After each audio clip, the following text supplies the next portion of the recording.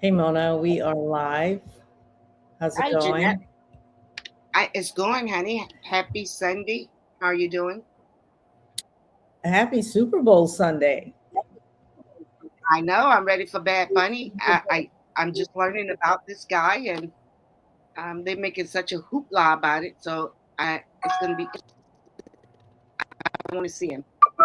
Yeah, honestly, I had What not about you? necessarily heard of Bad Bunny until recently, and actually in the last election cycle, somewhat, but now even more so. But he really wasn't on my radar, and now I'm going to be watching the Super Bowl on purpose to see Bad Bunny tonight. So maybe we'll be done by Bad Bunny and Absolutely. everybody can join. But the country keeps asking Black people to debate whether racism exists. You notice that? You remember when it's kind of Yeah. like racism doesn't exist, and you're imagining things, or you're just pulling the race Nikki Haley, card. Remember that Nikki Haley, Nikki Haley, Bennett Ramaswamy. They all finding out, aren't they? Tim Scott, just to name a few. FAFO big time. But it's being proven right Absolutely. now in real time. So tonight we're not going to be debating feelings. We're examining the system that depends on you being confused. We're not. So let me just be quiet and say I'm going to share the show, and we're going to go right into our countdown. Give me a second. And Mona, I'm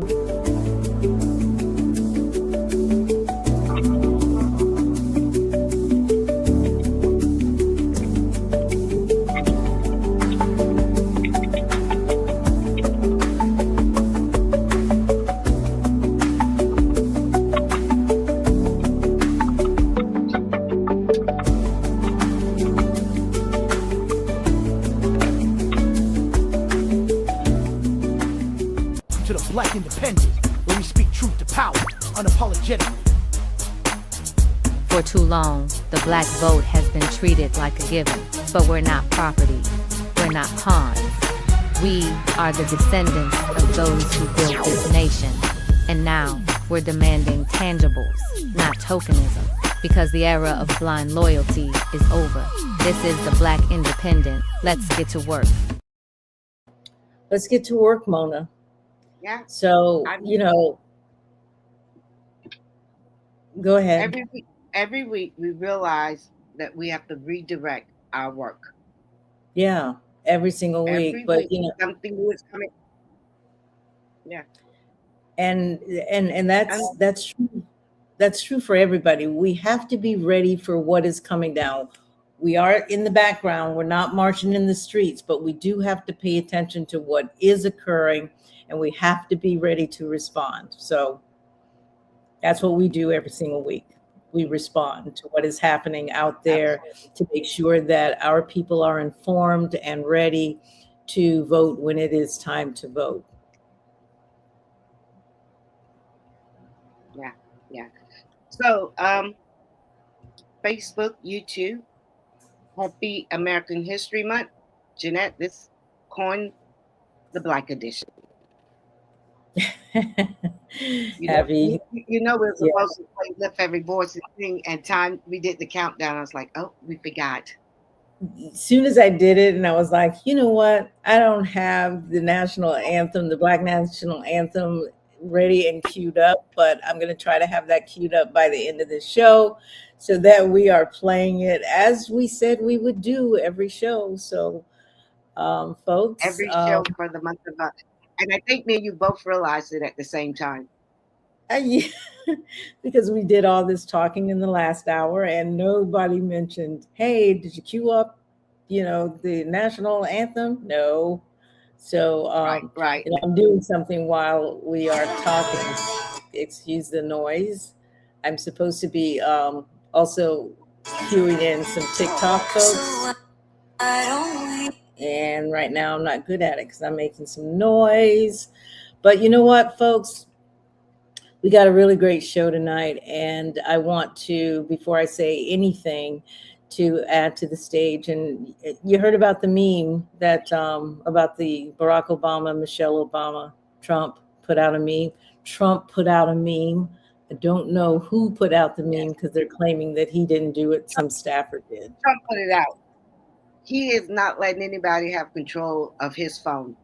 Bullshit. We're gonna call balls and strikes tonight. Okay. Yeah, but Mona, when they get really big, other people are doing their social media, not them. Sure. Are you saying Trump is doing it? What are you saying? Trump's an idiot. He's doing it. Yes, he's doing it. He doesn't know how to give up control like that.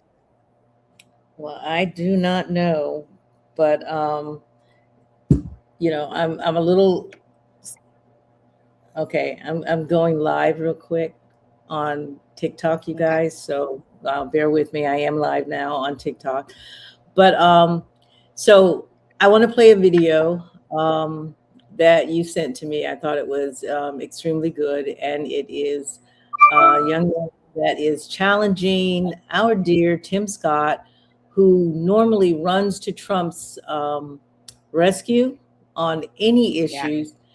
And this time he's like, let's listen. Donald Trump posted and then deleted a racist video depicting the Obamas as apes. He took it down after Black Republican Senator Tim Scott said the video was the most racist thing the White House has ever done. Now, Tim, you know damn well it's not true. Where were you when he sent federal troops to terrorize Black and brown communities? When he canceled $19 million in scholarships for HBCU students? When he tore down Black Lives Matter Plaza and put up a statue of a white Confederate general in Washington, D.C.? When he changed U.S. refugee policy to stop Black and brown people and then open the door for white South Africans? When he said that Somalis were garbage who contributed nothing to the U.S.? When he asked the U.S. Supreme Court to gut the Voting Rights Act? When he gutted the Justice Department's Civil Rights Division? When he suspended police reform agreements and deleted the federal police misconduct database? When he pardoned police officers convicted of killing Black people? When he ordered the National Park Service to take down a slavery exhibit in Philadelphia? When he removed an exhibit on Black veterans from a World War II cemetery in the Netherlands? When he erased Jackie Robinson and the Tuskegee Airmen from government websites? When he accused the National Museum of African American History and Culture of promoting an improper ideology? When he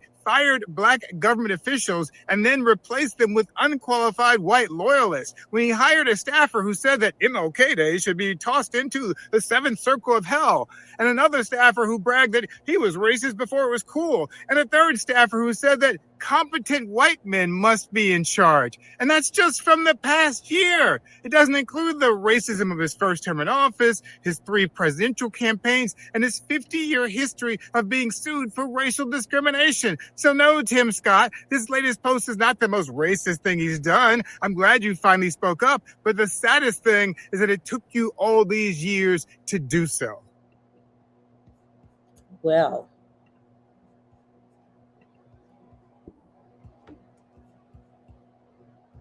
so something happened to Mona, you guys. I'm not really sure what. But let that sit. Huh? The video kicked me off. Oh, really? Yeah, when I tried to close it down, I was like, oh, wow, okay. Okay. He said a lot, right? He did. He said a great deal. But you know what? For those who may not have actually seen the video, let me play one right on the heels of that shows what Trump actually posted.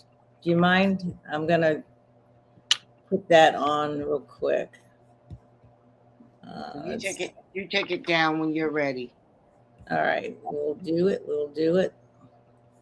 Okay.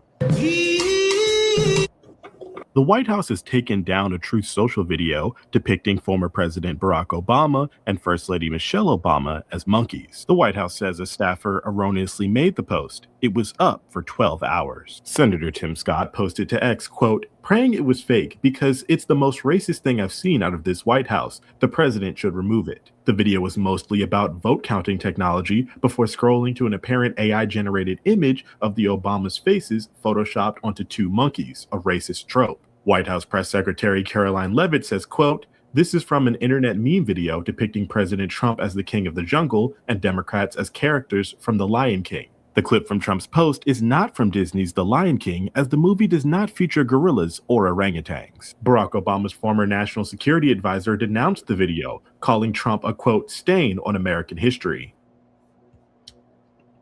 So, just want you guys to have a feel for exactly what we're talking about, and just let that sit. Let's just sit in that for just a minute. Just sit in that for just a minute. Trump puts out a video of Barack Obama and Michelle Obama as primates, right? And people think that's funny, but it's not. And it's not because it's a shocking kind of thing. Not because it's new, because that's not either. I mean, it's not new. We've seen this before. Maybe it wasn't him, but the white supremacists use this meme quite a bit with Black folks. Mm-hmm. But because right now, at least it's honest, it's how they feel. And you just and we need to realize that this is what we are up against. So what you just saw was not a mistake, a joke, or somebody, sorry about that, somebody being reckless on social media. It was a reminder for folks of what we're up against. It's a reminder of how this country has always communicated race when it wants to be clear without being challenged. So that meme wasn't really about Barack Obama or Michelle. It was about Black legitimacy. It was challenging you as Black people. It was about Black authority. It was about Black humanity. Yeah. You got any thoughts on that? Wow. I just think we got a lot to unpack tonight. And what I would say is what we just watched really wasn't shocking to me. I got a call early Friday, not early. I was riding to work and I got a call about the video, the post, because it wasn't a video at that time. It was just a frame. And then they told me, I need you to look at it right now. I said, well, I'm on the highway. I don't know how to drive and pick up my phone,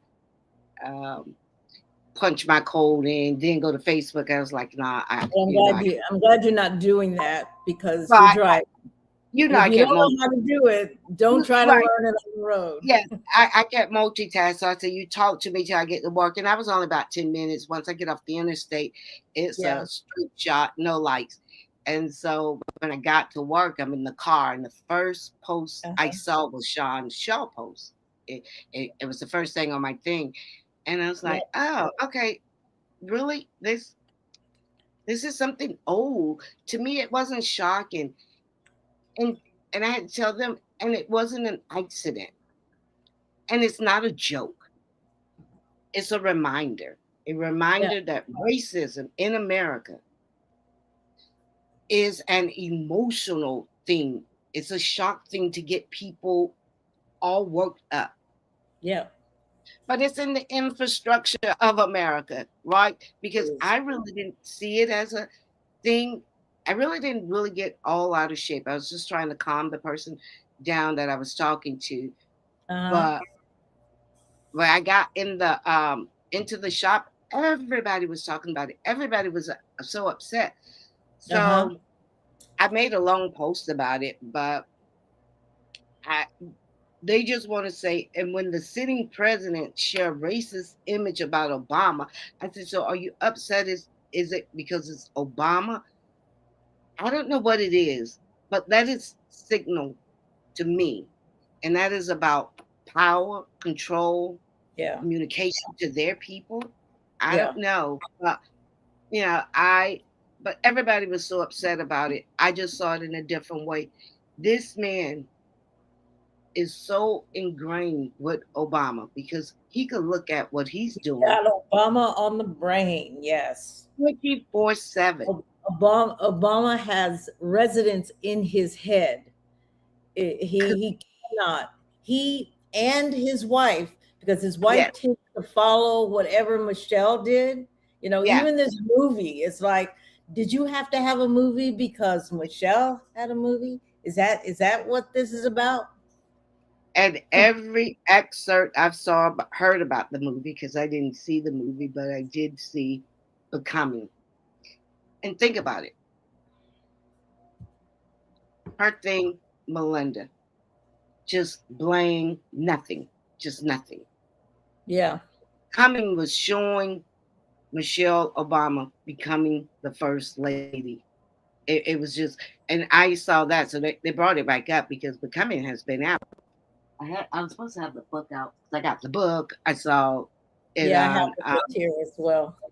Yeah, and it was just great. So we all watched it again, and I like that because Yeah. we could have Yay, criticism. you watched it again. I did because they put it out and said we want to make it And up in the top.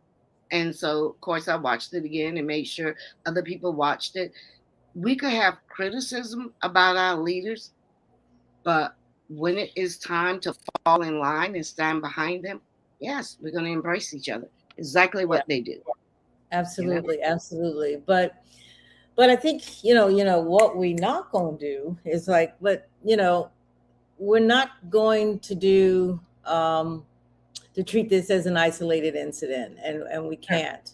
No, of course. Because as you've indicated, we've seen this before. It's not shocking to us. We're not going to ask whether this person is racist because we already know that. We're going to ask a different question entirely tonight. So why does America need racism to stay unnameable? Why does America need everything that they're doing is most of what gets done is racist, but they don't want to name it. They don't want to pinpoint it, and they want to deny it every time we're like, oh man, you know what? That's racist. But they're like, no, that's not racist. Mm-hmm. Right? Okay, what you just said is racist. Oh no, that's not racist. Why is it that everything that we are identifying as racist, they want to claim that's not it? That's not it. Because they, for so long, has been able to control the narrative and control the situation and almost control our minds. Now, I do believe. Did you say almost? Almost. I'm sorry. Our minds have been colonized. No. You said almost? By doing slavery, they were controlling our minds. But I believe when we got back into amongst ourselves at the end of the night, we discussed, but we knew how to suppress those thoughts, those feelings. And now we're saying, F you, I don't care if your feelings get hurt. Ooh. I am speaking the truth. I am not here to make you comfortable anymore. Yeah. Just because we used to be afraid for them to say, oh, why are you being so racist? They want to pull that card all the time. All the time. Because you're racist. You're racist, and that's racist. We know that we are fair people. The majority of Adolf's people are fair, overly fair. Overly. We know that. We are overly accommodating of the white race. Yes. Period. Well, We, yeah, we most of us. Most of us. No, as a group. So when you say most of us, as a group, and I like to look at, I don't like to look at the outliers, or I don't like to look at one or two. As a group, we are on the bottom and white men are on the top. As a Absolutely. group, we are very accommodating of the white race. We always have been, at least until now. And Yes. suddenly we are saying, okay, enough. So we have a history of accommodating the white race. That's what I would say. No, I agree. I agree. Yeah. Because we had to, I don't know, we felt like we had to, and it's always hard for me to really understand it, how we had to work in this system, because I really haven't had to work in this system. So that's why and I do know people, in my family, my sister, my brother half and half, because he works for himself as well. But and I guess I don't want to make it seem like if I was working in the system, I would have conformed as well, because that's what you had to do to make a living. I mean, it is, So Yeah. It's kind of odd because I'm getting feedback on TikTok, and somebody said, why do you say that? And I think it might have been the colonization statement and what's colonized about it. And the fact that we spend a lot of our time trying to live up to the norms of a white race as opposed to our own, that we're trying to be something outside of our natural selves. I would agree with that. And rather than having our land colonized, as we certainly have seen in African countries, we were taken from the country, and our minds are colonized in such a way that we, all of our talents and resources, internal, natural, are to the benefit of the larger or the white race, just like the land in, let's say, Africa, and the resources there, the minerals, what have you, are to the benefit of the white race. So, and I'm just trying to answer the question of why do I say our minds are colonized? And it's Super Bowl Sunday. 70% of the football players are what? Black. Like, and who's making really all of the money? And who's making all the decision? Now think about it. In 2020, what was the football player who took the knee? Kaepernick, I think his name was. I can't remember his first name. And if we would have boycott then, how much further at least we could have been in that. But is it JC who they went and got? Paid him all this money to ease the pain or put a Band-Aid over it, and so you guys could do Super Bowl. Like, what the F? And we let his brother stand out there by himself, which we all should have taken a knee, but everybody is afraid to lose a paycheck. Nobody wants to go through the hard time, okay? Right. When Charlie Kirk got killed, they had to take a freaking minute of silence for this racist MF. Oh, I know. That was amazing to me. And I mean, like, right grown men standing up there, they should have had some type of balls and said, no, I'm not doing this. If this is what y'all want to do, then y'all go out there and do it. I'll come on the field when it's all over. Yeah, that's pretty. Another question was, what are the norms for Black folks? the norms for Black folk, I think there's a couple of really good examples out there of when Black men are not encumbered and under the thumb of white men, they excel and they do well. And right now, two examples, I would say within the country, you see the Deion Sanders family, who have positioned themselves where they don't have to follow what the white man dictates to them.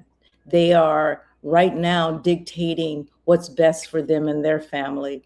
And I think we see that also in Africa, in Burkina Faso, with Ibrahim Traore, who has said, it was a coup. And whenever we hear coup, we're like, oh no, it's a coup. You know, which in this case was a very good thing, because you're watching a country that is breaking free from colonization from France and what have you. So when Black people are able to move without the influence of the white establishment, you see excellence. So absolutely. I won't be able to answer all those questions, and I have to get back to where we are. But for the most part, are these answers coming from ADOS? This one is from TikTok, and I'm going to go on to my YouTube followers to make sure that we are. Can you see? I don't want to waste my time with non-melanated people asking us questions. I get you. All right. Comments. Okay. So, I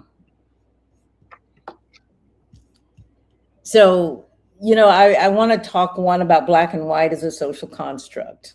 And I'm going to try to go through that real quick, and you can kind of interject into, I want to know what your thinking is about it, because tonight's conversation really is about race.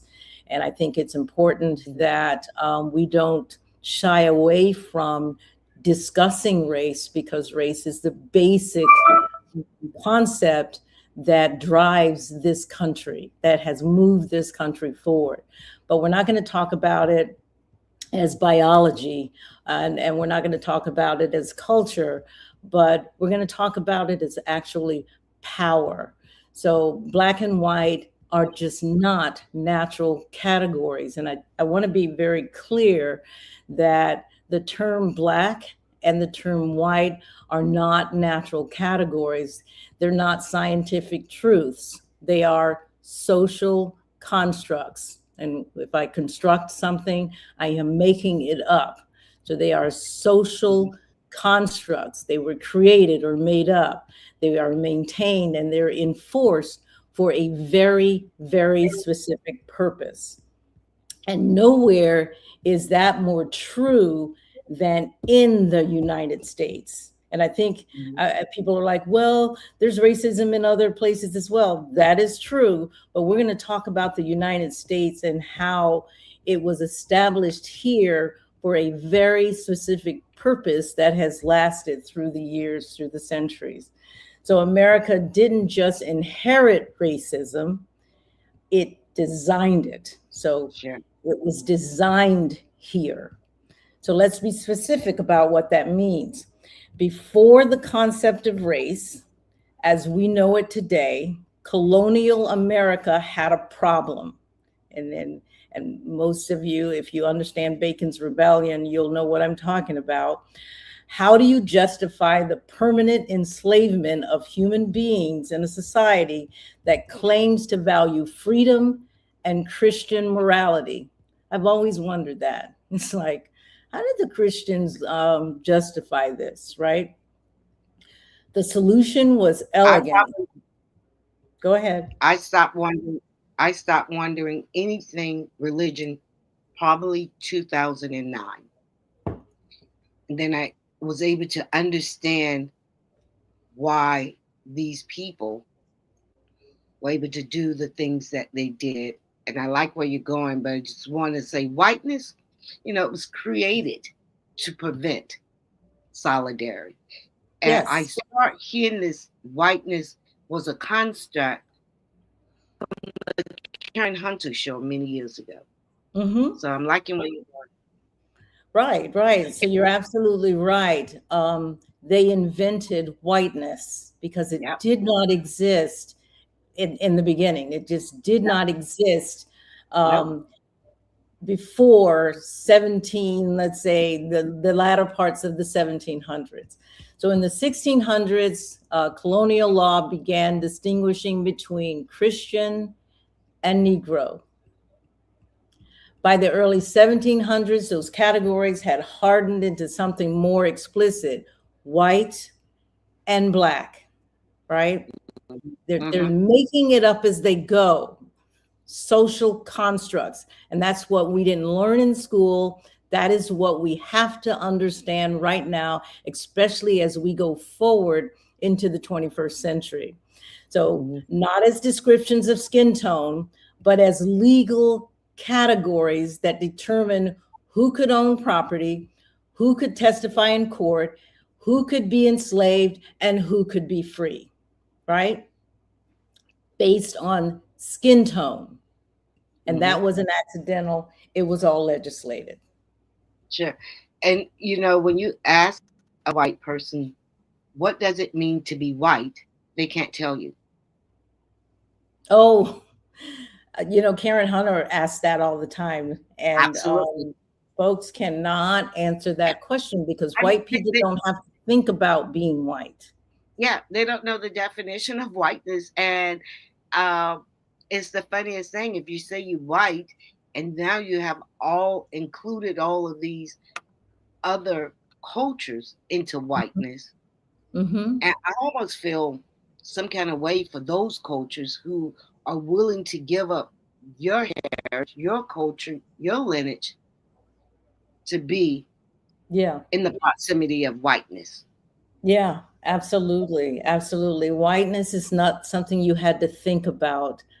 And when I think about this, because having been an Army brat and traveling around the world, Blackness is always something that I have had to think about anywhere that I went. Recalling when we went to Germany and our space, our living quarters were not ready on base. We had to stay in the little German village. And when we went outside of the, it was like a Airbnb. It wasn't called that, not an Airbnb, but like a, what is it, bread and breakfast. It was like that. And we came outside to walk on the streets. And I'm like a fourth grader at the time. And the locals actually wanted to come and touch our skin. They wanted to rub our skin. Yeah. Yeah. And that was, as a fourth grade child, I already understood race as an issue, but it really dawned on me as a kid that I was different, and that others did not see me as they saw themselves. Now, think about a kid. So being Black has always been at the forefront in my mind. It wasn't secondary. And it's like what Du Bois called it, the double consciousness, where while my white friends could just think about, oh, we're going to go to a party. Right. I had to not only think about we're going to go to a party, I had to think about, well, is it a white bar or a Black bar? Are there black, I had to really decide. We got to figure out multiple things to be able to go there and make sure we're safe. Is this space with all of my white friends, and maybe I'm the only Black, is this space going to be safe for me, right? And while I'm there, I'm very conscious of the fact that I could be in some kind of danger or what have you. So we're always having to think that. And being the only Black child in a class, for many years as I was growing up, I was always thinking about my Blackness versus what was going on around me. But so, and I'm going to do a little bit more history, and then we can get into a little bit of the here and now. But in 1662, Virginia passed a law declaring that children born to enslaved mothers would inherit their mother's status, enslaved for life. So they were actually making laws. They were making laws based on skin color as to who could be free and who could not, right down to children that were born. This was different from the English common law, which followed the father's status. So why the change? Go ahead. I was just going to say, as adults, you said 1662. Mm-hmm. We have to admit something that's very uncomfortable as adults. We have been loyal, real loyal to this system that never, from what you just said, 1662, was designed to transfer real power. And we still see it today. Yeah. Unbelievable. Yeah. We definitely see it today. And you know, I don't even know what to say about it in terms of the impact of what happened hundreds of years ago, a couple hundred years ago to here. I mean, this year, the United States is 250 years old. We're having our birthday at the, you know, I said the last couple of days, the nonprofits had, we were having our big fundraiser. We do it at the fair with the honey that we sell in the garden center. And everywhere at the fair, you see celebrating 250 years, right? Look where we are today. It's amazing. We're trying to turn the clock backwards as we celebrate our 250th year as a free nation. So why did they, you know, why did it stop following the father status and it went with the mother? Because white men were raping enslaved Black women, and the colony needed to ensure those children remained property and not heirs, because they didn't want them to inherit the father's property. Well, damn, that makes sense. They were thinking the whole time in terms of how do we make sure that we keep these people enslaved, right? 1691, Virginia banned interracial marriage, calling it abominable mixture and spurious issue. So it kind of goes by 1705. Virginia had codified an entire system of racial slavery in what historians call the slave codes, right? Wow. Yeah. So whiteness was created to do three things. And this is what I want everybody to carry with them. Whiteness was created. It's a social construct, just like Black is. It's not real, folks, except that America decided to make it real for its very specific reasons. One, they wanted to justify enslavement. We need to make sure there's Black people and then there's white people, right? You can't have white people if you don't have Black people.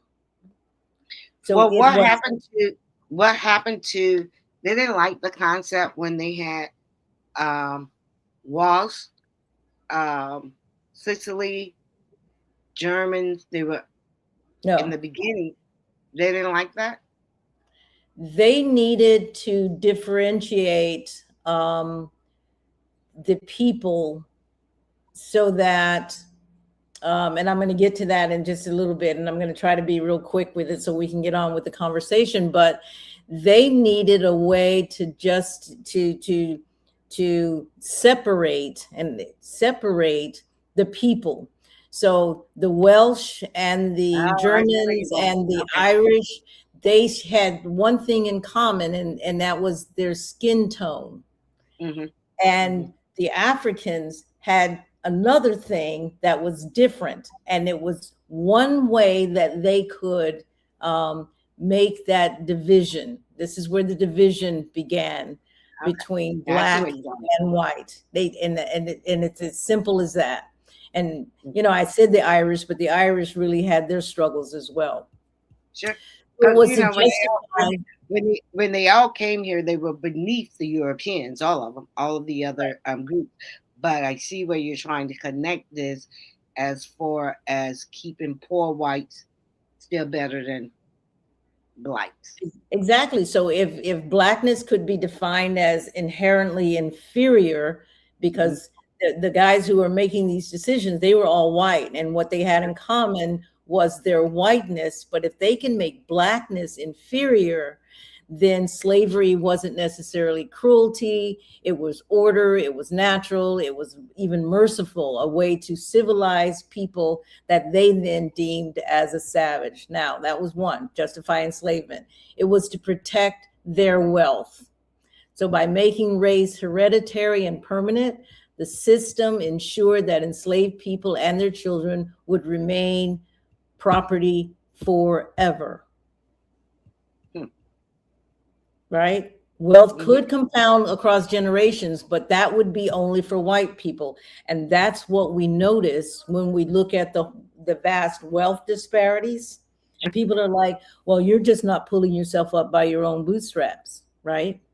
Right. That's really Right. interesting. So a white Right. man could pass land, tools, and enslave human beings to his children. A black person could only pass nothing, because even their children belong to somebody else, right?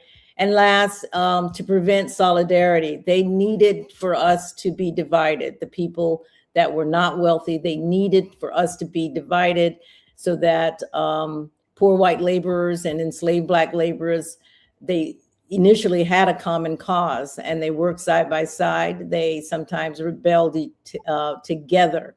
And the rich white folks could not let that remain. So I mentioned Bacon's Rebellion earlier in 1676, saw where poor whites and black slaves united against the colonial elite, and it terrified the ruling class. The invention of whiteness gave poor whites something more valuable than fair wages. They got social status. Yeah. And man, you didn't have to pay them anything, but they got social status. And it gave them a reason to protect the system, even when the system exploited them too. As long as they weren't black, they had something to lose. And you know what? It worked. And it worked so well.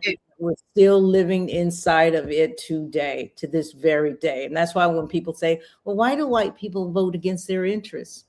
It still works. It still works. Because you know what reminds me is when I look at the hillbilly analogy during the last election, you remember the cartoon, the Flintstones, right? Mm-hmm. I used to love that. Love them. And you remember when the little guy used to come out, the little alien with Barney. Hello, Dem Dem. That's what the elites white people are saying to the poor white. That's what they said Hello, then. Dem Dem. That's what they say said now. then. And that is what Donald Trump said. I'm going to go get them. Hello, Dem Dem. I'm one of you guys. And they believed it. Yeah. Yeah. That is exactly. They think they're hurting us. Right. We'll see in the end who gets hurt. That is true, but that's the beauty of the whole strategy. It's probably, as we say in the title, it's America's most successful invention. Racism, the whole whiteness versus blackness thing. It is the most successful invention ever, and it has lasted over 300 years, and it is still working as if it was 300 years ago, 1676. It is amazing. Amazing. And it's like, before all of this stuff with Charlie Kirk, I'm going to ask you a question. Did you really know, could you really tell who was Jewish growing up? No. Okay, so I would say I never met a Jewish person unless they were just really Jewish, the with the hats and things like that. We know that. Right. And as you were saying what you were saying, I was saying, wow, how amazing or unfortunate. And what really amazed me is how people have traded their deep culture identity for the proximity to power. Yeah. Like That's Irish, beauty. the That's so Italian, beauty. the Jewish, Yeah. how they gave up. And I'm sure maybe on the weekends or when they got into their homes, they did that. But maybe one or two generations, they let it go. And Yeah. the difference between us, we did not. That is the difference. It's we could not, but we certainly did not. You're absolutely right about it. But identifying as A lot, white matters a lot in America. It's tied sure, to financial stability. Whiteness is, and it's really important, especially to the immigrants that have come over. Even Black immigrants sort of gravitate toward whiteness. And you remember that absolutely. That's why I that say we could have few, because somebody as dark as me and you will consider themselves white. I was like, what? yes, Really? yes, Yeah. yes, absolutely. And I sometimes, when we were growing up, I'm going back to this again. We lived in Progress Village, and we lived in on base in Germany and in New York and in North Carolina. And so we were living in different spaces, but we were either in integrated situations or all Black. Mhm. And when we came back, it's kind of funny because Janelle and I look alike. We're sisters. We're about 15 months apart, and people mistake us all the time.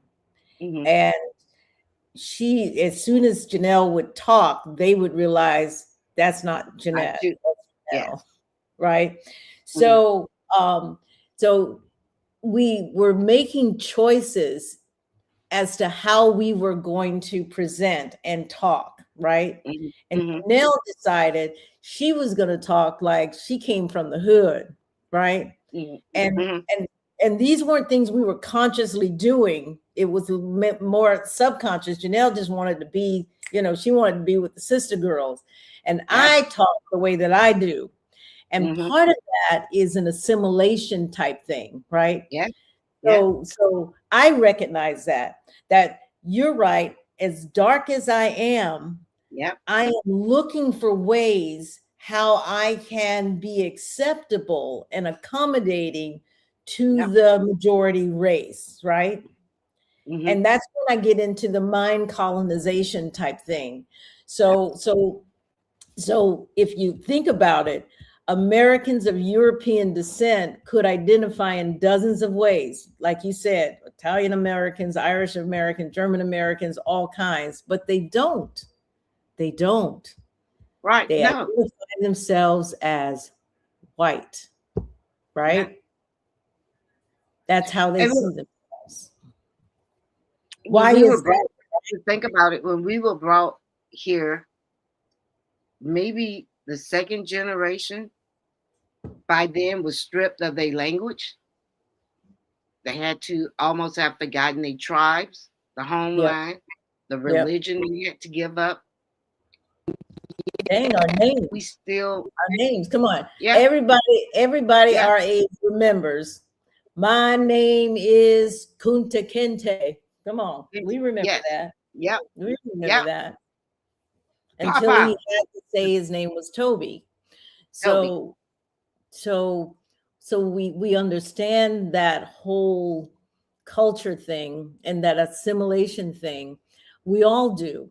And that's yeah, why white and Black, both social construct, have become the driving force in American for America. And mhm, as immigrants come in, they're either going to go toward white or toward Black. And I told you who's on top, who's on mhm. bottom. And where do you suppose most people gravitate toward? to the top. But here's the thing, what I sometimes have an issue with too, because as I said, we maintain our culture. If it was so bad, and we've built one, whiteness in America has no culture. What's the culture? The culture seemed like to me you just Good in question. alignment. You're just in Good alignment with this, but no culture. Good And for question. these people to get their culture, I don't. I think it's just bankrupt, because you can't want to be white that bad. Because what we have to get to, as America isn't owned by anyone, it's owned by all of us. Because white people don't own it, although they think they do. The I was going to say Indians own it. they would beg to differ, Oh yeah, especially the the white Indians supremacists. own They're it, actually, and the they white make supremacists are actually saying it. America is for them, yeah. not for the rest of us. It is And for if them. if They we have are to really push back, fighting for it. and I think if we push back as a collective, everybody should be able to come here as the melting pot, as it was stolen to be, because it was stolen. We all living on stolen line, with the exception of us, because we didn't come But here. that's true. But the Americans of European descent, the Italian Americans, the Irish Americans, even after all they went to be white, because they were called white Yeah, they inwards get us. in the 19th Yes, century, yes, and they look Italians down. were lynched. They were lynched in the South, and Jewish people were excluded from neighborhoods and universities and so on and so Yeah, forth. They were ethnic, foreign, Catholic, suspiciously loyal to the Pope or to yeah, other nations. But over time, everybody wants to be white. Everybody yeah. wants to be white, because that is what the assimilation mandate was, that you will come to America and you will assimilate. One problem though, Black folks, we didn't, we couldn't. Um, And American culture actually is largely Black. Think about that. well, I see where the problem is going to start Mm-hmm. with the alignment with the hierarchy. And that alignment has always promised them Mm-hmm. distant from the bottom, distance from the bottom. We was going to Yeah. always be on the bottom. Mm-hmm. But 2026, we're finding too many white Americans at the bottom, and they're having a problem with that. Yeah. Yeah. But our hierarchies are not going to be able to sustain them like they did in the 30s, the 40s, and the 50s, when we came out of the depression, and where the country, the United States, put poor white people into middle class, put poor white people into jobs, gave them homes, because they tend to think they did everything on their own, everything as a handout. They either stole it, or the government gave it to them. But they don't want to recognize that, because they think they made themselves into middle class. No, They Dodo. don't. The story is one of individualism, exceptionalism, Yes, pulling yourself up by your own bootstrap, yes. self-made man, when none But of it none of is it is true. true. None None of of it it. is. None of it is true. But that's the story that they told themselves. The Yeah, white and that's the story they elites. told their children. And Correct. now that they realize their children can't buy homes, aren't finding jobs, Mm-hmm. this is why we say this killing things. Yeah. When down in the where Vance came from in the 80s, when they moved all of those jobs overseas, it destroyed whole states. Right. Everybody got on drugs. So leave it to the That's white true. man to fuck up everything, because that's what they have Right. done. Right, the state of the country. but you've got, and what we're finding out through the Epstein files, you've got this elite group of cabal, Oh, a cabal of white men largely Mm-hmm. around the world who are controlling everything, absolutely everything. And everything. white men who are not in the cabal are tools for them to control the rest of them. So white people have largely been, and they're starting to realize it. You remember that woke term that they demonized? Well, they're starting Yeah. to wake up or be woke and realize that they have been played for over 250, 300 years, right? Yes. My hope is that it's not too late. And it could very well be too late that It's too late. And it's too late for us. The whole system has to be burnt down because I as agree. as I was doing some research for tonight and realized, no, I think it was last week when I was looking at some files. I mean, there's so many, right? And different things. I come across, well, I hear this woman's name, Catherine, and I cannot pronounce her last name, but she served as the White House counsel. Yeah, I think it's Rumler, but RUE something. It's odd, but it's Catherine Rumler, I think. Let's just Yes. call it. Let's just say that. This woman, now she was the White House counselor under Obama, first term. Mm-hmm. Is all over the Epstein files. I mean, all up in those. She's representing all of these big people. It made me think. It was, and I was trying to look for this other book too. I need to put my books in one spot. I can't remember who he was. What the book I think was you're by. talking about this. You're talking about this particular story here. Yeah, I was thinking about the book that I was. The book was about Obama, but yes, I found that story too about her, and she was Epstein personal attorney. So what does that tell you, right? She's Obama's. Me that it really tells me that Obama was not running the world. That probably none of the presidents are running the world.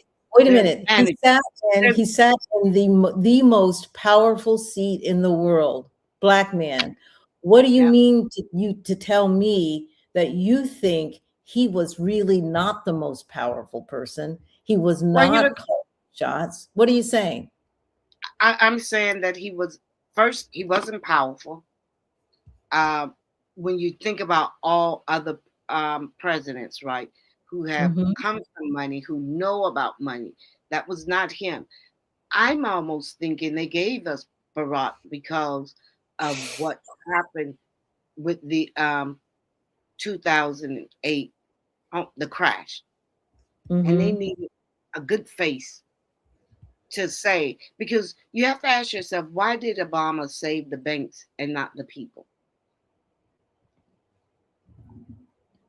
He was very low. He wasn't that high to wealth. Right. He was more in line with us. He was just an everyday, he was a senator. He was a community activist. Why did he? Because his handlers told him to. Because when you get on the inside, you see what you normally and most people don't get to see. And then you have to be handled. You have to be handled. And the senators and the representatives in Congress, they know this. They have handlers. Yeah. So this whole Epstein deal is showing us that the world, our little votes or whatever it is, whatever control we think we have, perhaps we do. Perhaps we do not, because not even the president of the United States, not just Barack Obama, but we're talking all of the presidents have not really truly held the kind of power we thought. But there's this group of men, white men, who control everything. And the way that they control everything is through, let's even go with Epstein's way of controlling folks, is putting these people in uncompromising positions with young little white girls, and then not bribing, but blackmailing them to do their will, to do their bidding, which is one of the conversations as to how Israel is able to control our Congress and our presidents in the way that they do. We pay Israel a whole lot of money for what exactly? Yeah, and that is just something I totally don't understand. But when you look at somebody like the Bushes, they understood power. They come from 3 lineage of power and maybe more, right? So when they became president, they were coming in there to protect it. Even Donald Trump, I don't even think he was really inside of that upper billionaire group. They didn't really like him, right? But they have They hated him. They hated him. They hate him today. They hate him. Willing to be used. What you can say is, unlike us, we get used in the butt, but we get nothing from it. And he said, okay, I will be your man. I would do whatever it is you want me to do, but this is what I want. I want this for me, my children. Plus, I got to stay out of jail. And he's getting, so it's a win-win for him, right? That's correct. That is correct. That is correct. We have to ask ourselves, and this is what I was thinking.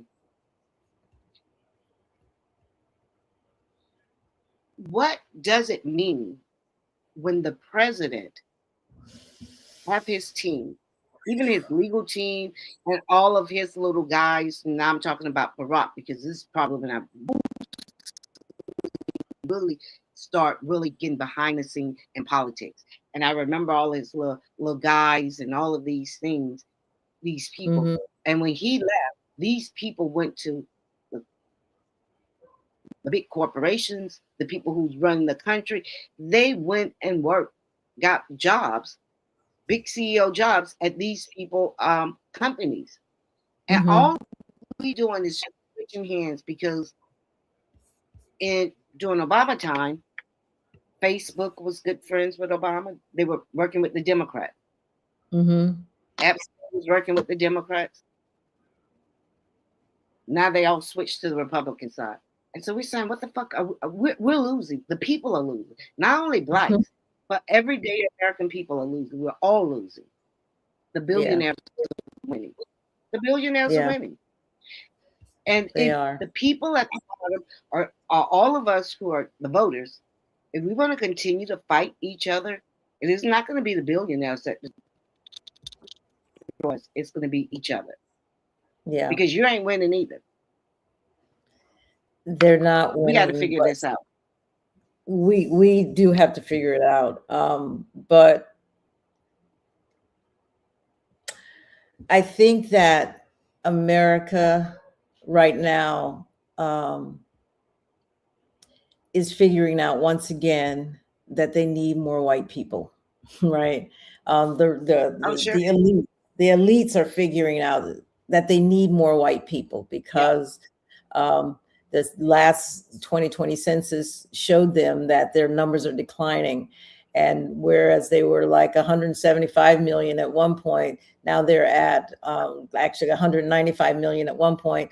Now they're pretty much at around 157 million. And at some point, maybe by 2034, they're going to be under 150 million, which means that there will be a majority minority. So they have to figure out how to get more white people, get rid of the brown people. That's number one. And then get more white people in. So I think after the Wow. Civil War, and I'm just going to give you a little bit more of that, after waves of immigration, after the Civil Rights Movement, the borders of whiteness had to stretch to maintain demographic and political dominance. And that's the most important thing for them, is to have white political dominance. And they can do that with white demographic dominance, and they're losing that.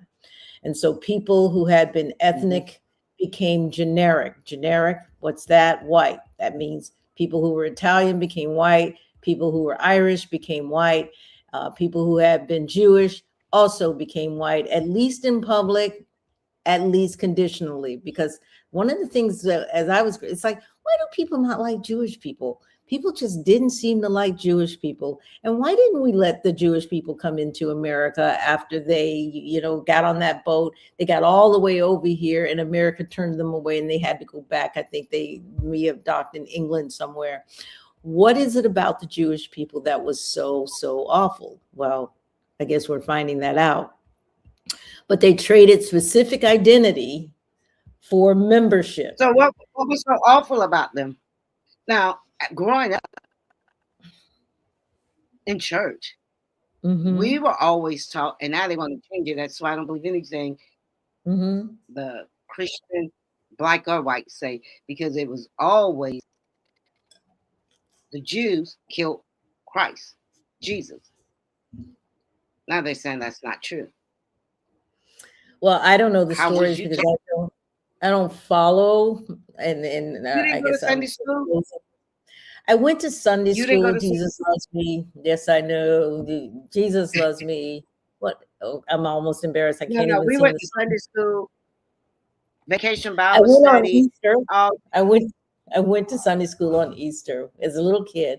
My mother decided that we would decide. She would let us decide what we were going to do. She was not going to put that on us. It was a must. We went every Sunday. It was, Sunday school, vacation Bible school, Christian camp. So yeah, I understand just about everything. I used to always get in trouble too, right? Because I used to always question, say, whoa, this God of y'all is mean. Well, he's a killer. Yeah, the devil almost seemed like the most power in the Bible. I got to be scared all the time, right? I feel like scared. I used to love. I used to love scary movies. So yeah, it can be very scary, and that's what I think religion is supposed to do: is to frighten you, to put fear. Okay, and I'm not sure that I want to live a frightened life. Of course, I think that's what I'm saying. But you know what, Mona, if you're white in America, the system is designed to make your success feel earned and your struggles feel universal. Like everybody has these struggles, what have you. Whiteness allows you to see yourself as an individual, free from the weight of group identity, free from systemic accusation. And what's really weird about that is Blackness is about community. We are about community. I remember when I would go to travel to Canada when I was in corporate America, and I would be walking down the street with other people, other people in the company. We'd be going out to dinner, and we would encounter Black people, and I would nod to the Black people, just nod. And people said, "Do you know those people?" It's like, no, I've never seen them before in my life. But there's a sense of community and identity among Black people that white people don't have and never will have, number one. And when we do something that is outstanding, we all feel this sense of pride as if it was our own brother or our own whoever, or as if it was ourselves. And when somebody is shooting up everybody, and we were like, man, I hope that person wasn't Black. We take it personal. We take it personal when one of us does something, some type of heinous crime or what have you. We take it personal. White people Yep. don't do that. They don't do that. So the whole individualism is them. They're like the lone wolf. We're not. Mhm. We're about community, and we feel it, positive and negative, to this very day. And you know why? It had to come from slavery, when they were separating families, and a baby is left here, and the mother and father is gone. Your mother and father now is whoever on that plantation raising you. Mhm. You know, Mhm. they started doing family reunions after slavery, where families Yeah. will try to get back with Love each other. that. So I didn't and think the- about that, but yeah, that makes sense. yeah, that's the whole concept from behind it. But what you said is, when you was in Germany, it is not something we're taught, that when we see Black people, we speak. Right. It's just something that comes natural. It's just It in us. does. That's true. Yes, because whenever I travel and we see another Black person, we can sit down and have dinner one night together with them, and we talk like they're part of the family. Yes, absolutely. Absolutely. And that does not Yes. happen in the white culture. And then, and this is what I'm saying with them giving up their stuff. What's a price you pay to align yourself with whiteness in America?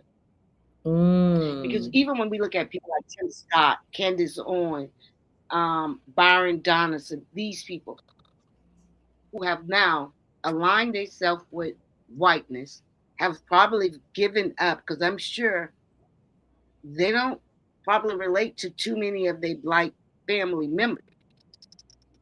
That's interesting. Because I'm sure that whole family line, because that whole family line has not changed and see things the way they have. So they have now probably had to have separated from their family. It's a heavy price to give up. It's a heavy price. It is a heavy price. And what I'm very thankful for is that we as a group have not necessarily given it up.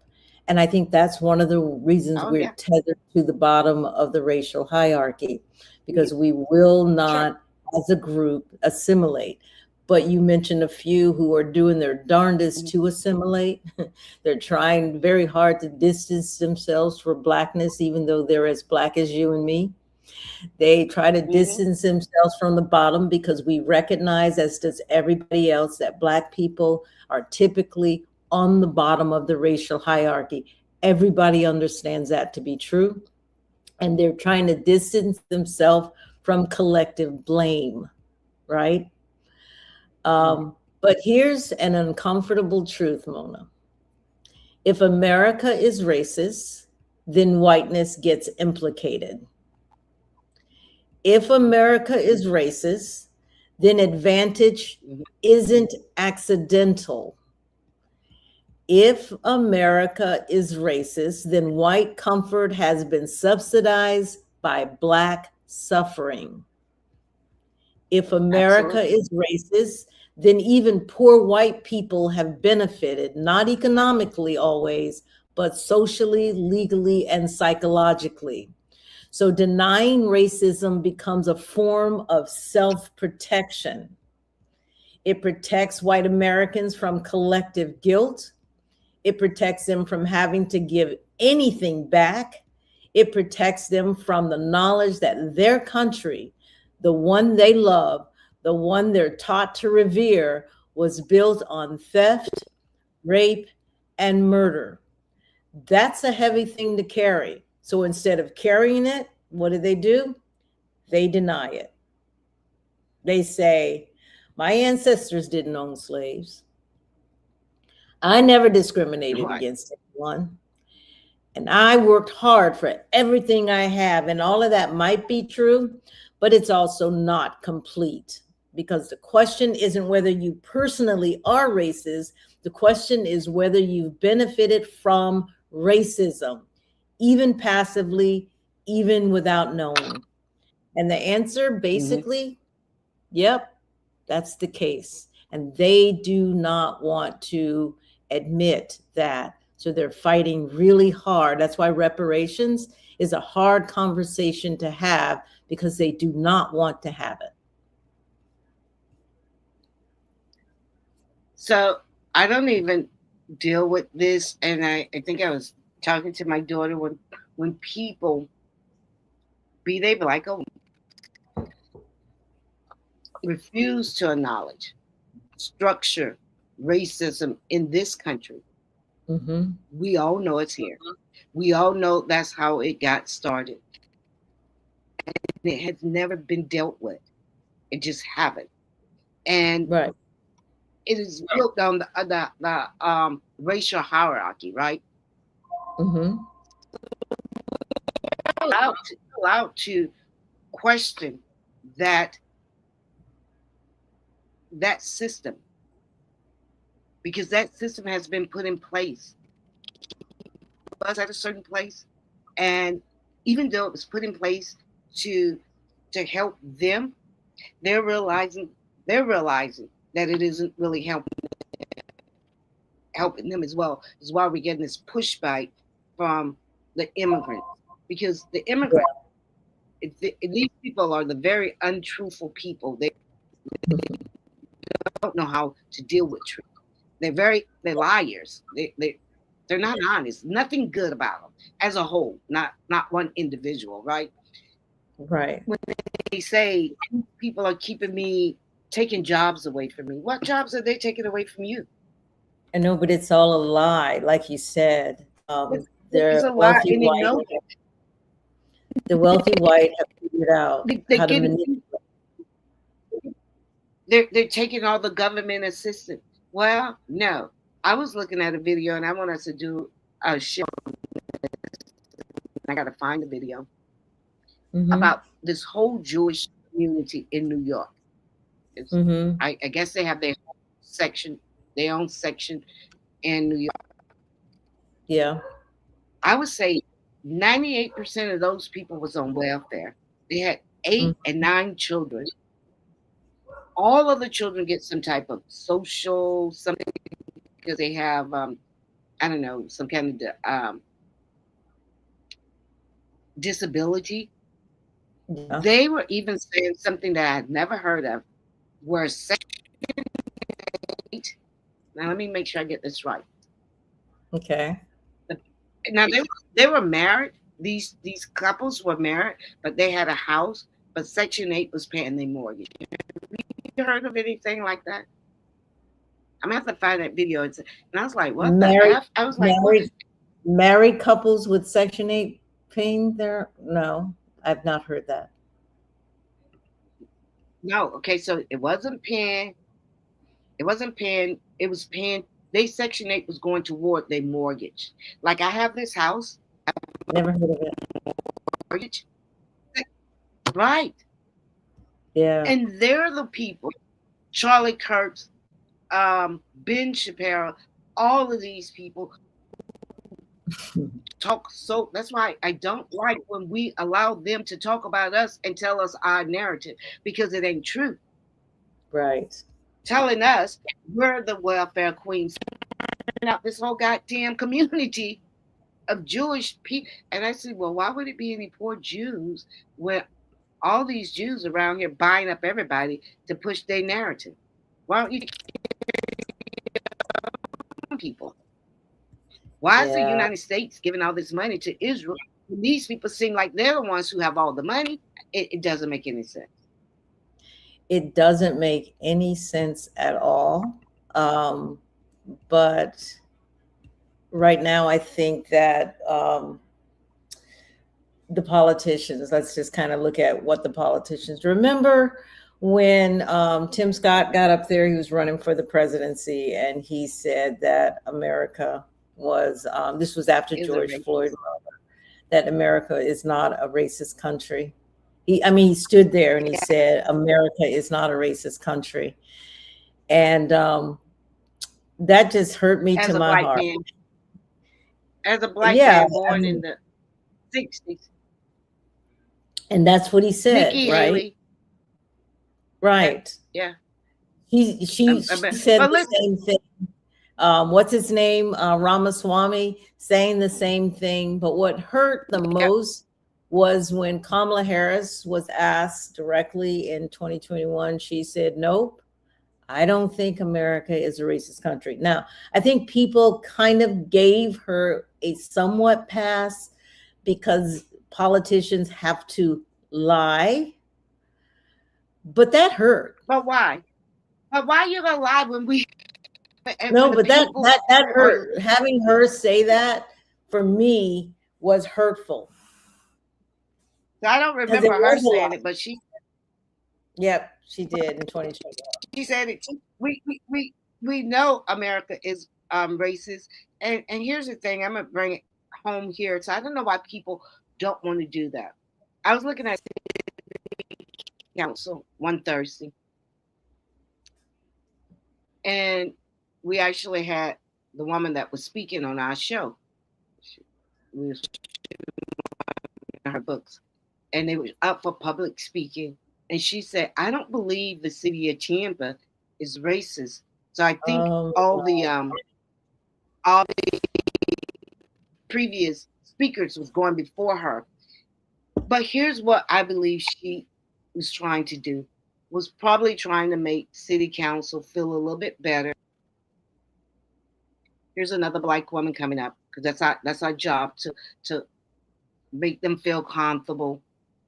Crop Man had probably been up and said whatever he said, but she felt it had a wealth problem, and she was talking about the homeless people.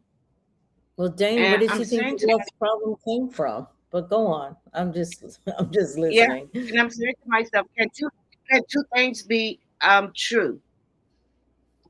And I happened to see her and told her, I said, say that again, because it is very racist. It is very racist. Yes, And Tampa is then very after racist. after what Trump did, City Council, the chair, Alan Clendenin,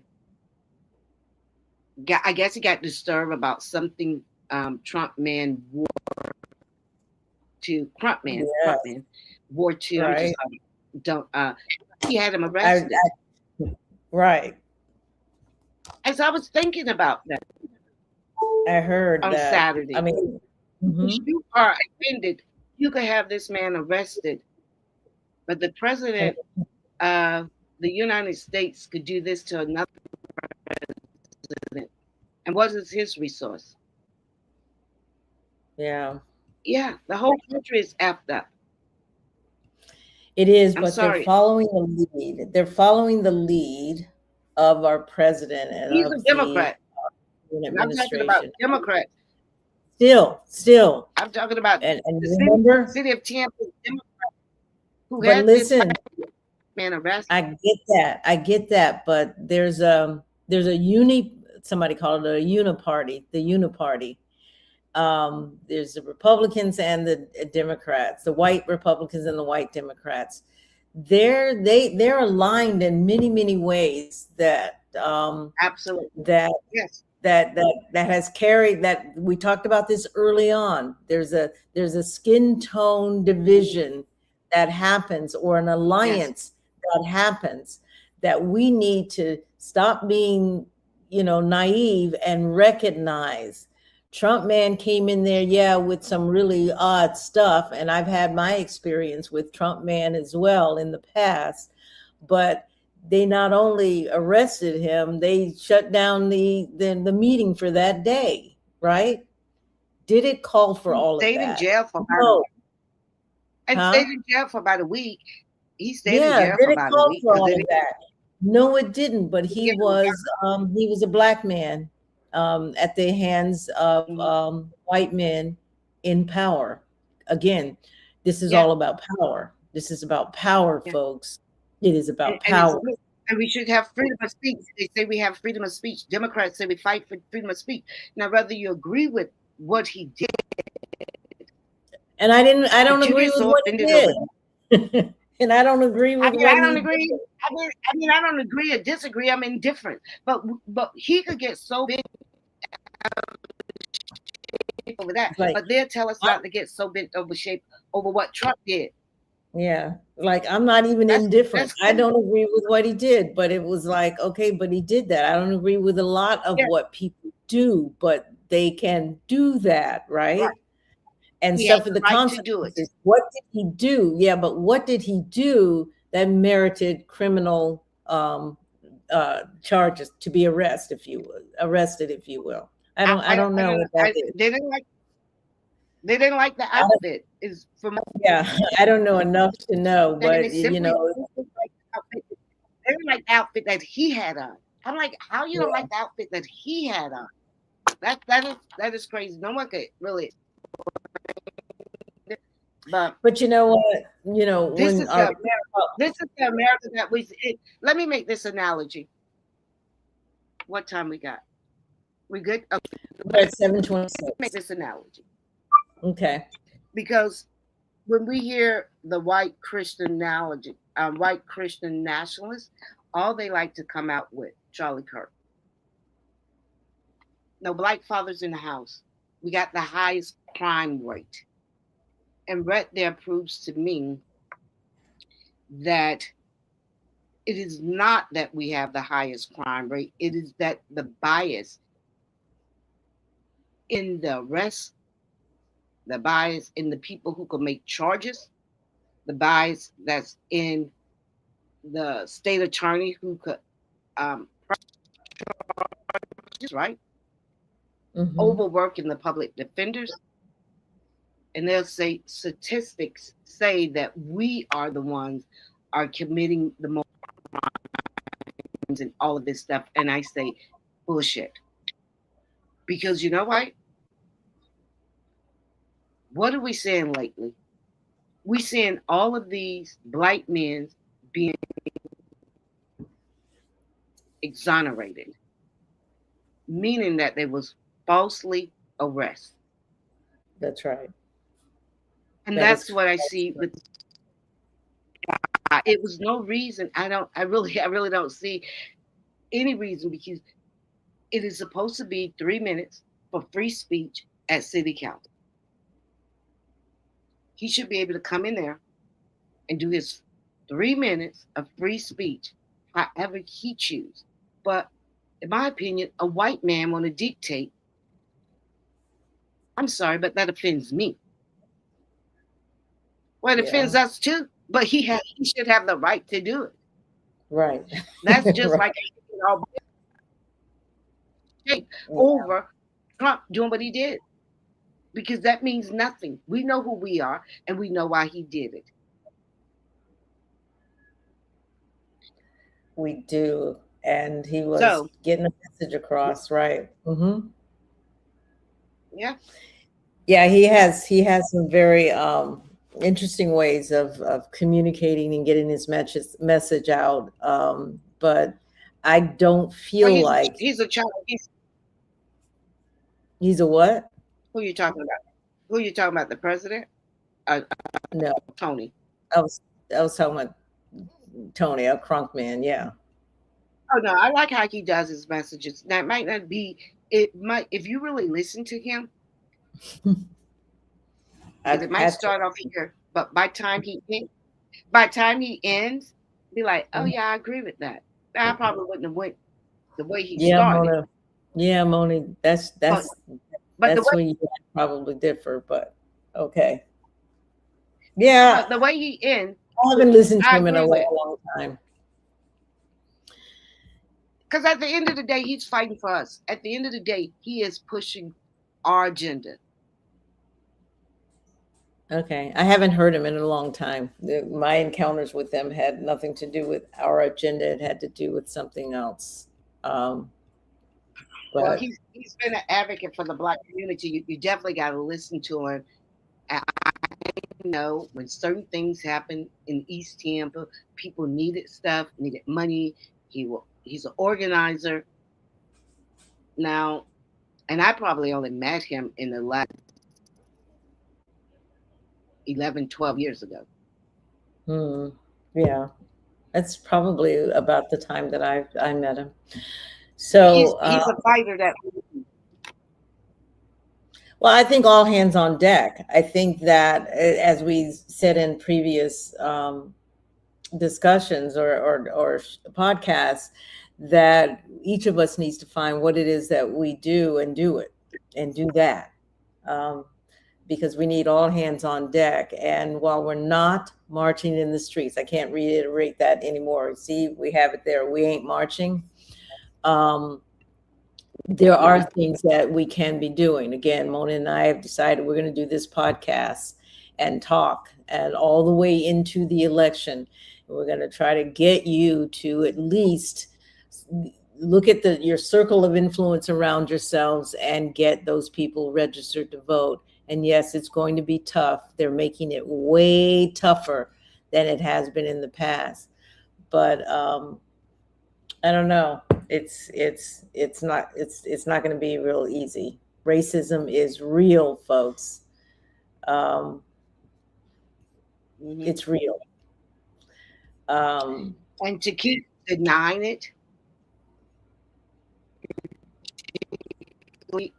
from us, I'm not really interested in the non-melanated people because we know why they're doing it. But when we keep denying it's keeping reparation off the table. Denying it, we know that we need redistribute of how this system is set up. The system has to be broken down. I might even say the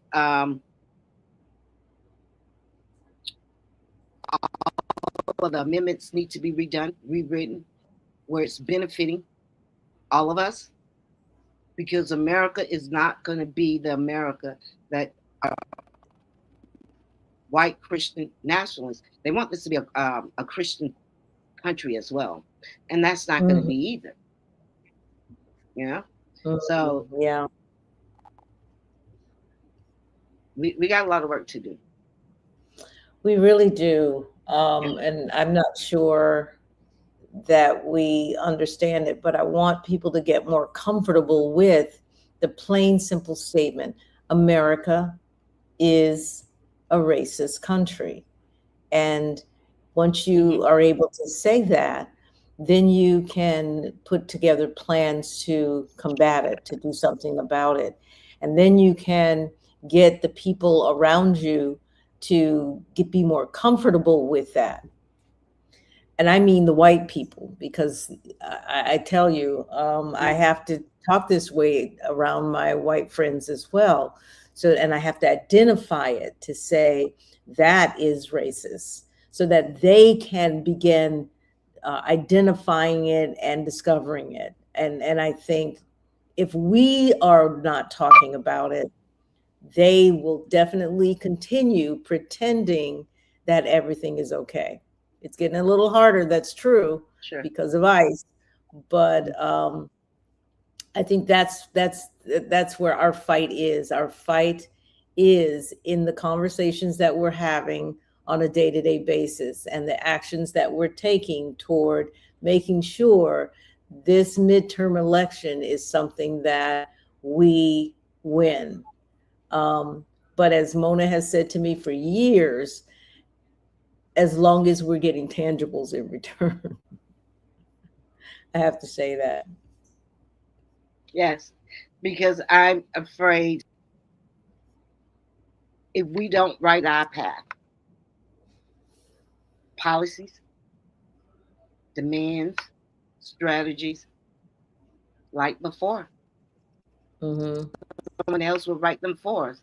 And it would not be centered on us. And we've seen this. And we cannot allow ourselves to play in that playground anymore. We cannot allow. I would go as far as even to say the Black Caucus. They told me to stop talking about them, and the NAACP. We can't let them write the narrative. The people. We have to, and we have to get. Yeah, we have to write. We have to put people in office who's gonna push what we want and not be bought by APAC and all these other groups. When you get taking those people money, you have to do what they want. Yeah, And that's true. we understand it now. So we just have to make the people understand it. Yep. That is You true. look at some. It's like being an employee. It's like being an employee. Sure. Long as I'm taking your money, whatever you say is fine. I will make sure that happens. Right. If I'm not taking your money, even though you might I have more control. And that's why I think we're going to see hopefully more Black entrepreneurs so that we can be less obligated to holding up whatever our employers, slave masters, say. But you know what, I like to see this moment going forward as let's make the race card something positive, right? Play the race card. Mm-hmm. When you see racism, call it out. That's just it. Just call it out. Don't be afraid to talk about it. Mm-hmm. It's everywhere. It's embedded in the policies. Don't be afraid to identify this policy, this financial institution, this school, this housing policy, what have you, is racist. Play the race card to the hilt. It used to be a negative. It used to make us shy away. But why don't we change the meaning and make it something positive where we are going to play the race card on white folks? And we're going to teach them that racism is real in America. Yes. Right. Mm-hmm. And we don't shy away and we don't pretend like, okay, you know, if you tell me that job, you know, I'm the most qualified, but if you say that white person should get the job, I'm good. We're no longer good with that. It's no longer okay. Well, I think that we probably have stopped because white people have started seeing the that were racist. Well, you might be tired of it, but you ain't changed. So you're going to have to continue to hear it. Mm-hmm. Yeah. And maybe they're not going to change. We need policies change. We need the system to change. Individuals, we do, but to change. But to do that, we have to just be okay being with ourselves. To one of the questions that TikToker asked me, we have to be okay being okay in our skin. So, you know, they like to call us the angry Black woman. They like to call us lazy. They like to call us whatever it is that they're calling us. Let's be comfortable in our skin where we are not trying to be something that we are not. Let's be real in this this iteration of America. I remember saying something to, I don't know who it was, one of my nieces or somebody, it was one of my customers, about laziness. Mm-hmm. But when the hell did we become lazy? Because from the time we from this country, we worked from dark to dark, from dark to dark. Not even sun up to sundown. We worked from dark to dark. Yeah, it was another one of those lies. Lazy, so what? Yeah, absolutely. But it wasn't. It was another one of those lies. I'm not of them before me. 8 or 9 did all the labor. If I don't do shit, it's fine. I've done enough. What have you and your ancestors done? Yeah. We work from sun up to sundown. We work from dark to dark. Yeah. 6, 7 generations, 7, 8 generations. And they want to tell us we lazy. So we weren't lazy when we was doing free labor. Yeah. Because they never called you lazy. That's true. So So I think stuff like that, that pisses me off. If somebody was to say that to me, I get popped. okay, no violence, no violence.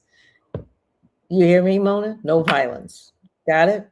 But Well, you know, I can't fight, but I might do them like this. I might thump them. yeah, Call but him a what, freaking idiot. but you know, to the audience, what Mona and I really want to say is racism is very real. It's been the strategy the whole time. Racism is the linchpin in what makes America America. They use it as a tool to keep Black people down and keep us really giving of our resources and our talents. I mean, do you know how many inventions we have created in this country? Those that we know about and those we don't know about because they stole it, right? So back to the colonization of our minds, right? Where they have taken even our intellectual property.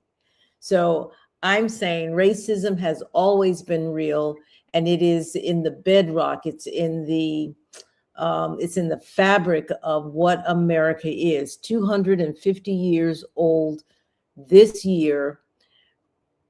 It could not happen without Black ingenuity, Black talent, Black brawn. I mean, the strength of Blackness is what has propelled America into being what it is today.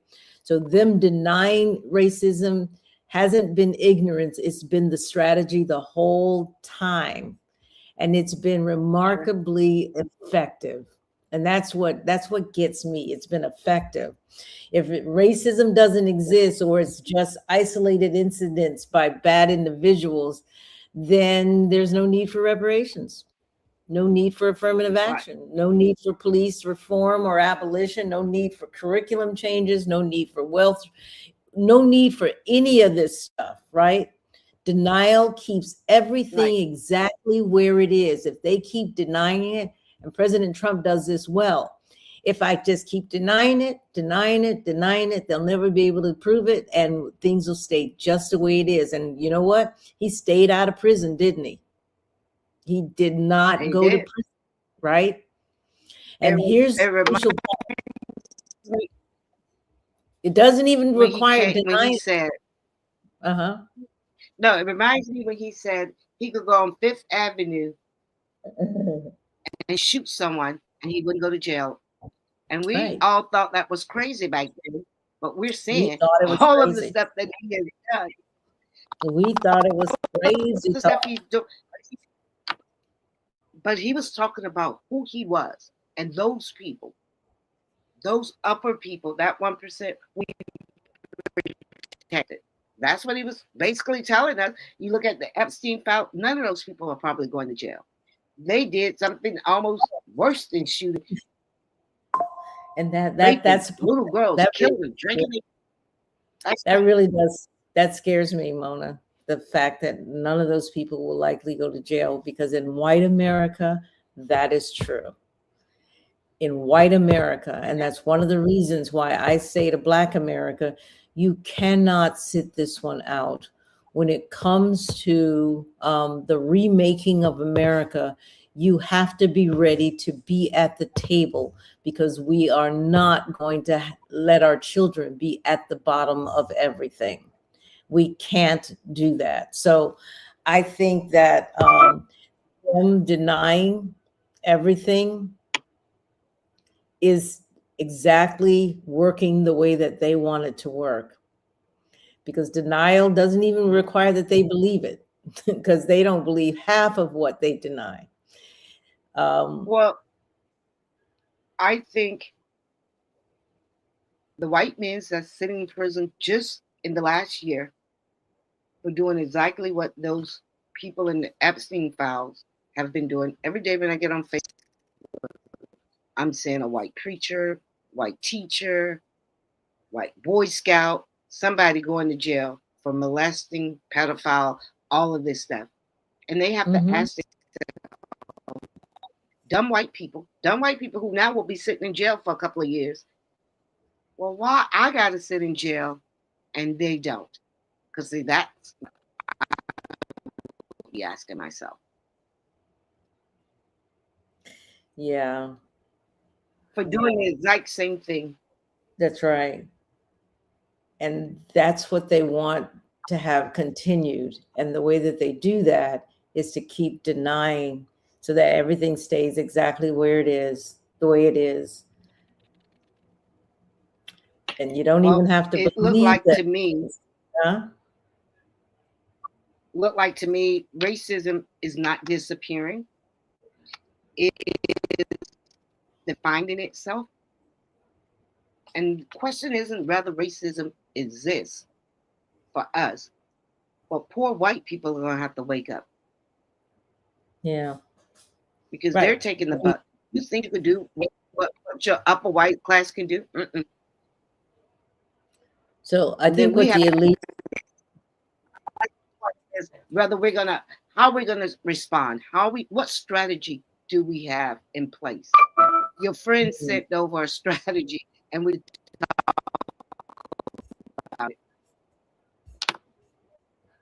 you sent over a strategy. You mean the plan, that plan that I want to go over with him at some point. Yeah. I think we need to kind of look at it because Black folks need to have some conversation around. It's flawed before you even get to the It's flawed before you even get to the first page. Yeah. I'm going to read it. I haven't read it yet. But, I think what's makes this moment so distinct isn't racism. It's the boldness that we're seeing in everybody. Everybody's being really bold. So the meme, the Barack and Michelle Obama meme, it wasn't subtle. It wasn't coded. It didn't hide behind policy language or dog whistles. It said that what America often implies. For decades, racism in mainstream American discourse has operated through euphemism. Inner city, that means Black and poor.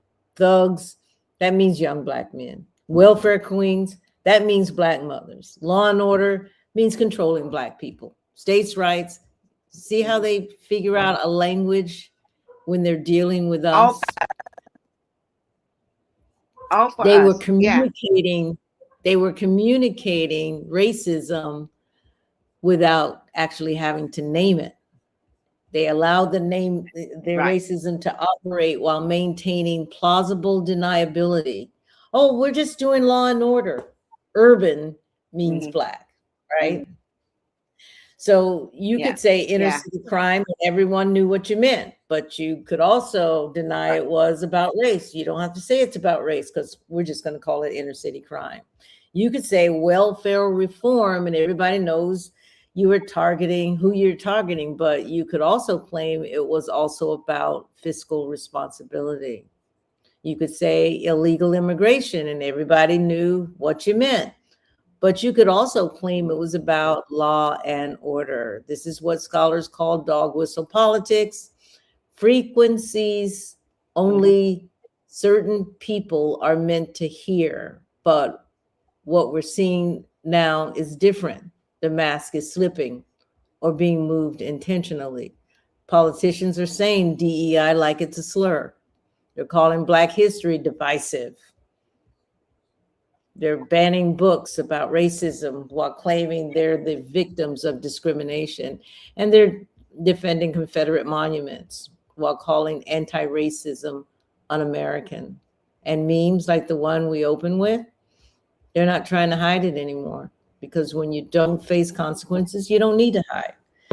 And that's what this moment is revealing, not just that racism exists, but that it feels safe again for the racists. Safe to post it, safe to share it, safe to laugh at it, and safe to defend. And that safety didn't come from nowhere. It came from years of normalization. It came from media outlets treating white supremacy as a legitimate political viewpoint. And it came from politicians refusing to name racism, even when it's undeniable, you know, that race card thing. It came from a culture that prioritizes white comfort over Black safety. It came from a system that has never been dismantled, just rebranded, just rebranded. Kind of feels hopeless, So doesn't it? maybe, well, listen, as you was reading, something came to my mind, and I said maybe we have to find some good in any situation we're in, and maybe good out of Trump's last, that we could reorganize, that we need to rebrand, Yes. we There need you to go. do something different. That There you because we go. were We comfortable need, under we was comfortable under Barack, comfortable under Biden, and we need to now realize that this system has to be changed. We can no yeah. longer be comfortable.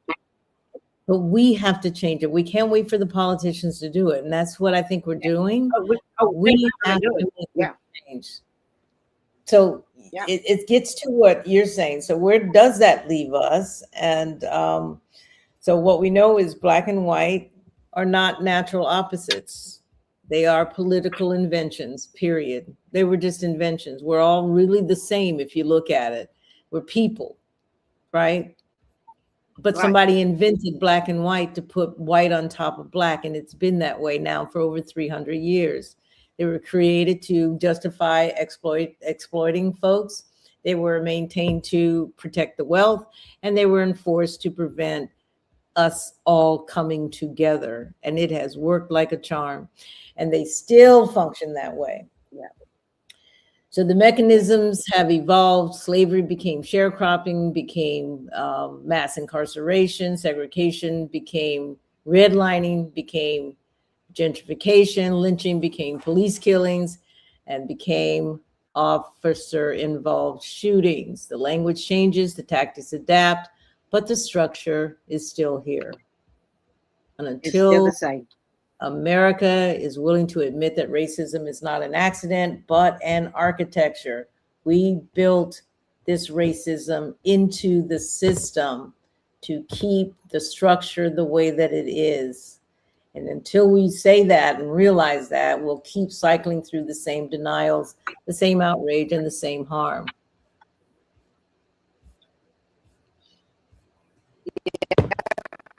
Because these It's people not, who are we're allowed to destroy this world. If we was to yeah. say, for you people who are happy in America, and I'm talking about white people, go back to your own country. Because this country belongs to Like really it's their us. No, it belongs to Yeah. us and the Indians, Yeah, if truth be told. yeah. The Indians might disagree with that, but for the most part, as it began, yeah, it belongs to, I agree with that. It belongs to us and the Indians.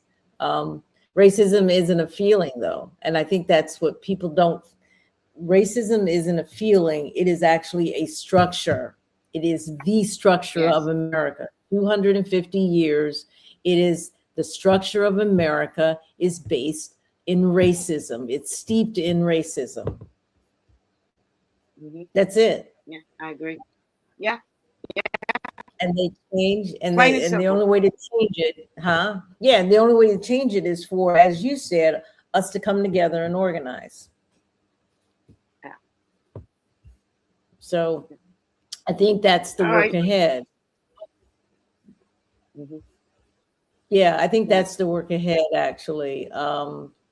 Not debating whether racism exists, not proving it exists, not hoping it goes away, but building the power to dismantle it. And I think I'm going to leave you with this. The meme we opened with wasn't an outlier. It was just a symptom. It's something that we are pretty much used to seeing.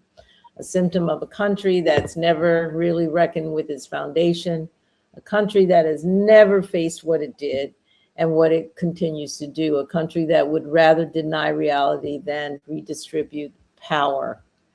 But denial is not the same as truth, and silence is not the same as peace. So the question is, what are you going to do about it, folks? Are you going to keep debating whether it exists or not? Or are you going to start to organize against it? Are you going to keep asking for permission to name your own reality? Or are you going to trust what you know? Are you going to keep protecting the comfort of people who benefit from your oppression? Or are you going to demand liberation? This isn't a rhetorical question. This is the work. And that work starts right now.